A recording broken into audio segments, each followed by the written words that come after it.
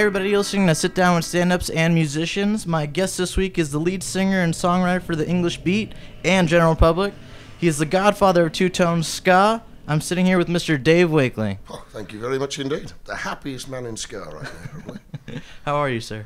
I'm good. I'm exhausted but exhilarated, working on this album, and I like to sing at night time, the same time as we do concerts, so I've been doing the graveyard shift. Oh, wow. And so I did some vocals from about 10 till about 1 a.m. And then we had some guests in, and we carried on working till about 4. And I got home at about 5, and I couldn't sleep. Oh. And then I had to get up at 10:30 and get back to the studio by 12. And we'd just done... I didn't have to do it, but the bass player did. We did the last 3 bass guitars that were to do on the record. And came down here, had a shower, and here I am. So I'm Thank you so much for I'm being kind of with dizzy, but I'm happy dizzy. So the songs are sounding amazing. They're sounding better than they did in my head when I wrote them. They're becoming more powerful, and the sounds that we've got up are tremendous. I heard you're recording a lot on like 50s and 60s instruments and equipment. Is that true? Yes, well, it's a great studio, NRG Studios in North Hollywood. They've done a couple of No Doubt records there. Oh, awesome, yeah. Linkin Park, and a lot of sort of modern new rock, or whatever it's called. But they have an amazing collection of amplifiers from the 50s and 60s, and an amazing collection of instruments too. So today we were playing the bass on a 1963 P bass that's probably worth 20 grand, and it just sounds exquisite. And they've got it down very cleverly. They've got all the high-tech stuff, but they've also got a collectible dream of just the best amplifiers and the best guitars from the last 50 years. A Watkins Dominator amp from the 50s. Dominator, yeah. I've been through an AC30 63 counting. And I'm not usually a gearhead, you know what I mean? But what's been amazing is that the sounds of these things, we recorded the drums, for example, onto 2-inch tape with a 16-track head, just the right amount of tape compression, the sound living and deep. So all the sounds so far on the record, there's no synthesized sounds at all, and I'm not sure whether there will be. They're all organic sounds recorded through the best amplifiers and the best microphones anybody could want to collect, all maintained beautifully, and then put into the Pro Tools system so anything can be moved anywhere. That's incredible. So like you have 16 tracks, you're going all the way back. This is like old school. Yeah. Do you find it to be more fun and challenging rather to like a digitally computerized recording of nowadays? The combination of the two is fantastic, so that you've got that organic input, and then you've got the ability to manipulate it, but you've got the inherent sound of it. Right. You don't have to mess about to get the sound, One of the things that fantastic, I didn't know you could do it, I played all of my guitars direct into the board, with no amplifier at all. And then as the songs develop and the sounds develop, we do what's called reamping. So we reamp my guitar, so they have the Dominator AC30 69 Ampeg, the Keith Richard model. Yeah. And they play your direct guitar through those 3 amplifiers and see how it fits into the track with the other lead guitar, or how it fits in the sounds. You can just switch between the amp. Oh, that's the one. Yeah. So you pick which amplifier you like, and then the engineer goes in and fine-tunes the amplifier, comes in, listens to it in the track, finds out the sonic spread between that and the other guitar, so they don't compete, but they help each other sound better. And bingo, all of it sounds like you can really play. Because to start with, there's no amp sound, so it's all like like a sort of somewhere between a banjo and percussion. So you have no idea what it's going to be like until it goes through. I mean, you can hear it, but it's got none of the bump, so you have to play it like crazy. Right. Come on. But then they put it through the amp, and it's like, whoa. Now that kid can play. Wow, that's incredible. Me. I walked around the corner. They started. I heard this amazing guitar sound, like crack. I was like, wow, what a sound. And I walked towards the studio, and the guitar burst out. I was like, yeah, this guitar's amazing. I've got to see what that is. And I got halfway down the corridor. I was like, oh, my Lord, it's me. It's me. It sounded amazing. I was like, yeah, that's what I meant. Yeah, I knew it. That's amazing. You didn't even recognize it yourself. No, I didn't. It sounded that good. I was like, I thought it must be somebody who knew how to play the guitar.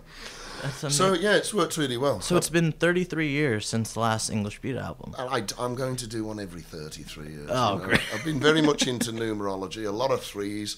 Save it for later, 3 minutes 33 seconds. Doors Your Art, 3 minutes 33 seconds. Without me knowing it, just where it faded out. Because Jesus was 30 to 33, right. Wasn't it? You know, the Buddha, he kicked off at about the same time. So every 33 albums, at least for the next 200 years, there'll be 6 more albums over the next 200 years. Is the plan. We're all looking forward to it. Thank you. And you'll get a free copy of each one for that. Do you? I mean, you have so many fans who have been there since the start, and you have a lot of fans who are younger. Yep. Do you find it like it's a conscious effort that when you're in the recording studio writing music on an acoustic guitar, are you trying to please the guys who are there since the early days and trying to make something new for the... Very interesting question that is, because yes, it started off as a dilemma, then it became a conundrum, and now I just gave up on it. You want to make a record that appeals to people who've liked you since the first record, and they go, well, that sounds just like Dave and the Beat, that does. And you also want to make a record that somebody who's never heard of you, whatever age, maybe it's lucky enough the song's playing in a store and they hear it and they go, oh, wow, I like that, who's that? And so I've resisted using too much like, oh, put that in because that'd sound like the Beat, you know, the certain parts of it. I've let what's natural develop, but I haven't gone like, oh, come on, let's beat this one up for the afternoon. What would we have done then? Because if you look at it as well, there's a good chance that it wouldn't sound anything like them early records now. Say if we'd been playing music for all that time together, I don't imagine it would sound much like.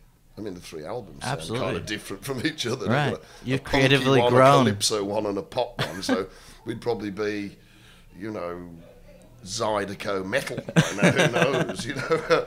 Every album was different, so you let the song rule it in the end, you know. You don't want too much affectation. It's like, what would be, you know, what instruments make the sentiment of the song pop out best, you know, the music to support the message of it, or whatever you're trying to say. So at the moment I've let the music take it in whichever direction it's going. But I also sent some of the rough mixes to the original producer, Bob Sargent. Oh, yeah. And he sent me extensive lists back about how to make it sound like the ones he did. Basically, some of which I was like, you're right, you know. And I'm expecting more notes from him. The nice thing is that he really loved the songs, and I thought that they were really strong. And everybody keeps telling me there was a lot of hits on that. And I was like, what's a hit? And I know. That's fantastic. No, I mean, all your albums, every song is a hit. It's just hit after hit, and I don't know, you know, if it's intentional or not. And you just mentioned messages in your music, and you have such a fun style of music of sort of punk and reggae, but it also has a lot of deep messages, and I feel like a lot of the lyrics is that. I mean, it's intentional in a way. When I was a kid, I used to like to go dancing. And when I was dancing, suddenly the lyrics to the songs became like 3D. Even songs that I'd heard many times before, when I was dancing in a club to it, I'd go, oh, I get what he means. Right. Like as if somehow moving my arms and legs and being limbic kind of opened my heart up. And when I was in that condition, my mind got a bit wider and I could cop to inferences and intuitions and all those sorts of things. And so it occurred to me when we wanted to be in a group, was that if you were sensitive about it and you made it in a palatable enough way, you could talk about stuff that was a bit awkward, that we all have in common in life. And you could combine that with a upful, dancey sort of beat, and then perhaps people would be in the same position I found myself as a teenager, when all of a sudden it was as though I'd got a fourth dimension on interpreting the lyrics because I was moving. and it seems to have worked. Absolutely. I mean, for me, I grew up dancing to your music. Then later on, I was listening to it. I was like, wow, this is actually very deep and impactful. I'm like, good. Yeah, that's the idea. I mean, you don't want to cram it down. You know, the most important thing is to have a dance and feel better from it. But if you're going to say anything, you might as well mean it. I could write any sort of lyrics really. I could write page after page after page of it. But it's more than having something to rhyme. It's having something to say. You know, something you think has been useful to you. A lot of the times it's something will happen that gets the hairs on the back of my neck up or gets my dander up and I'm angry, maybe it's something on the news or something personal, and it sets up something and it bothers you for a few days, and then all of a sudden rhyming couplets start to come out to try and explain to yourself what's going on, and sort of images start to appear to me, little vision-y sort of things about, and then the lyrics start to come with this little video. That's amazing. The sort of thing that and they're odd images as well. So I get the song going, and these lyrics will start to come, and then I get really scared that I'll forget all of this in a second. If I don't, you know, if you're in the shower, you're like, oh no. Right. So you keep going round and round with the poem and that, and it forms a pattern. And as I'm doing that, I get little pictures come. The love you give lasts forever. And I was really worried I was going to lose the lyrics to that one in the shower. And all of a sudden there's this picture, and it's a nun with two young girls in the corner of a dark room, and a door kicks open, and it's a young soldier with a rifle, and he points the rifle, and the moment freezes right there. Wow. None of them knows what's going to happen next, but the love you give lasts forever. That's I don't incredible. know why that was the image, but it just came. And once I've got those images, then I don't forget the lyric. If I forgot the lyric, then I just have to remember the video. And I'm like, oh, that's it. Yeah, I Wow. get it. I've never heard that. So you have these images coming with the words at the same time. Yes, they tend to. And they're not really illustrative of the lyrics. It's more like that sort of feeling. The feeling of it. Wow. Yeah. That's incredible. And I heard you guys have been working on this new album for the past decade almost? No.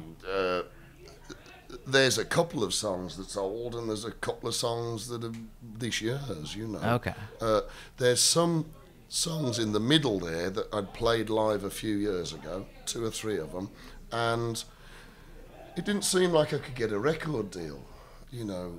And it also, I wasn't sure whether there was anybody who wanted to buy a record. So I went on tour, basically, for the last 5-6 years, and started playing the new songs, and then people started turning up at the T-shirt counter saying, oh, can I get a copy of that new song you played? And I said, well, there isn't a CD. Oh, well, can I get a CD? I started getting reports back about people are asking for a CD of that new song. I said, okay, it's time. I have a lot of friends from the 80s who brought out records, and we all know they can tend to sometimes not go because they haven't really been touring, they haven't really kept in touch with their fans, right. and people move on. So I didn't want to bring out a vanity record.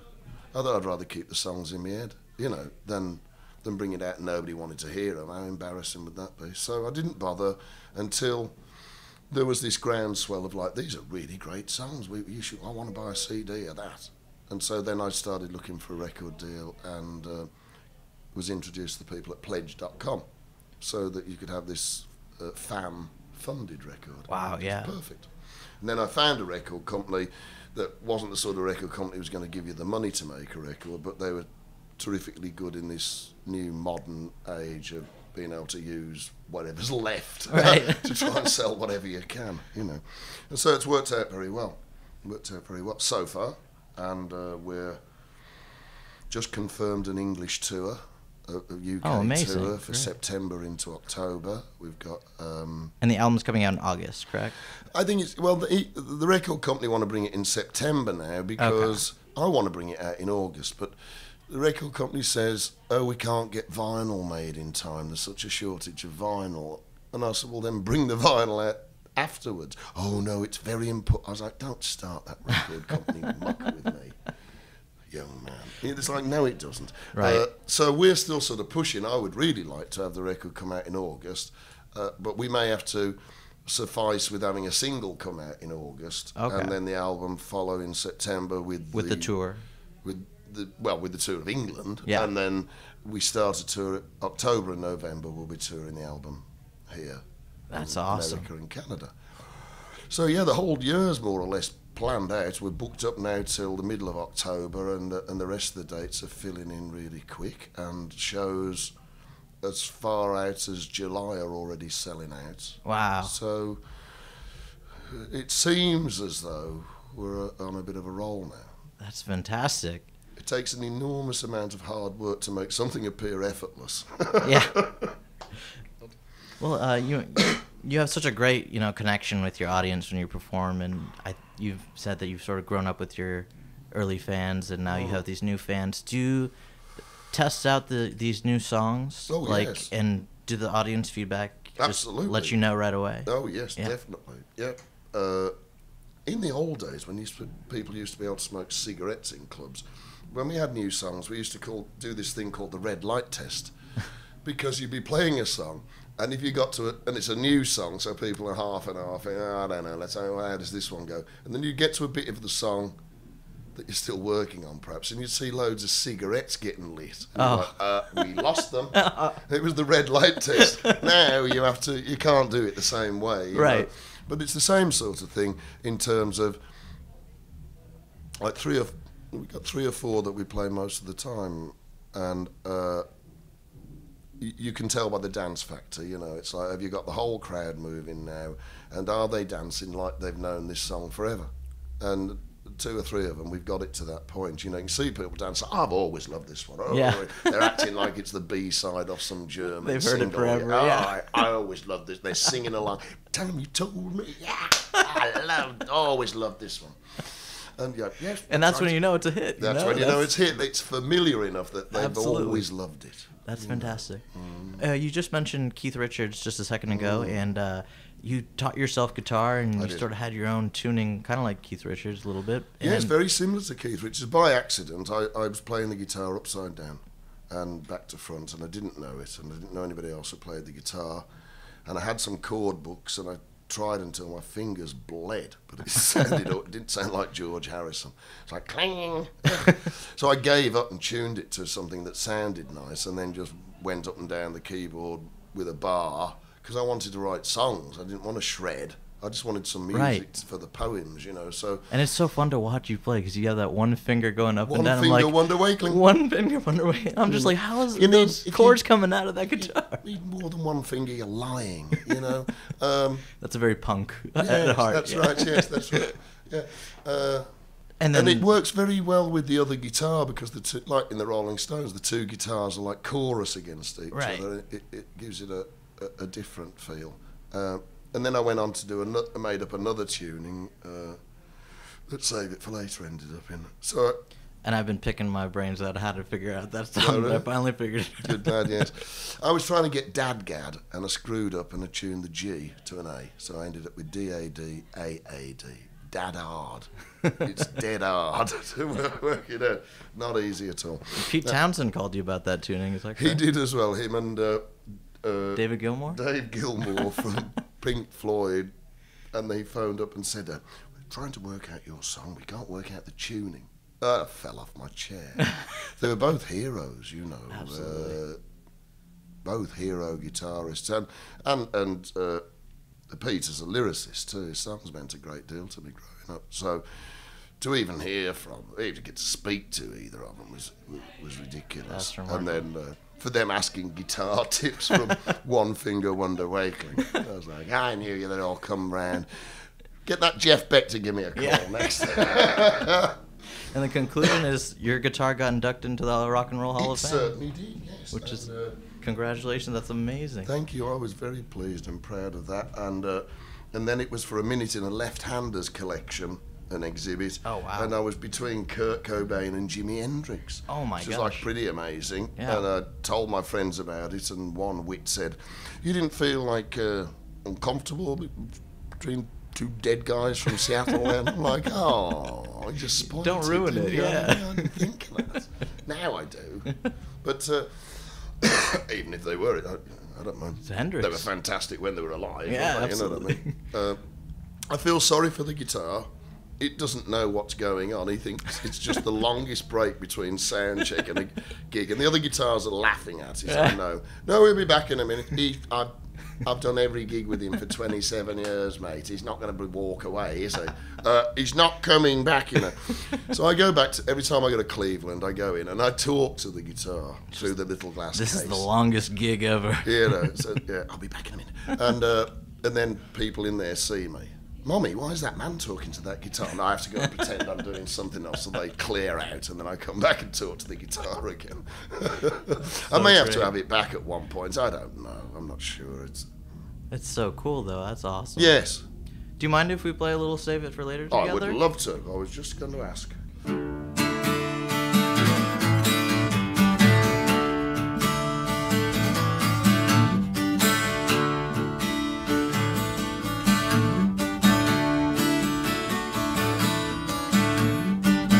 2 dozen other dirty lovers.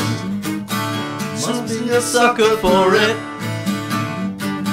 Cry, cry, but I don't need my mother. Just don't mind while I come to a decision of it.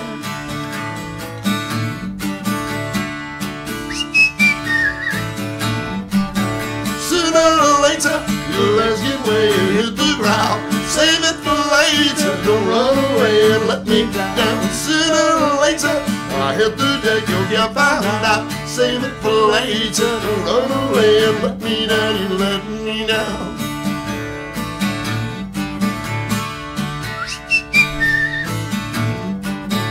I carry 7 seas all rotten through, but what can you do? I don't know how I'm meant to act with all of you lot.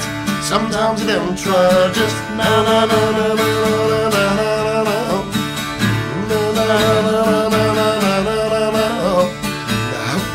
Oh!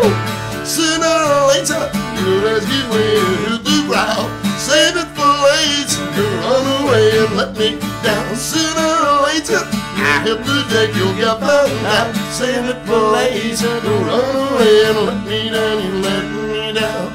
Run away and let me down. Woo! Thank you, sir. Ladies and gentlemen, Mr. Dave Wakeling from the English Beat. Thank you so much. What a pleasure. You have a nice voice there, young man. Thank you, Very sir. nice. Have a good show, sir. I will do. Thank you. I will now.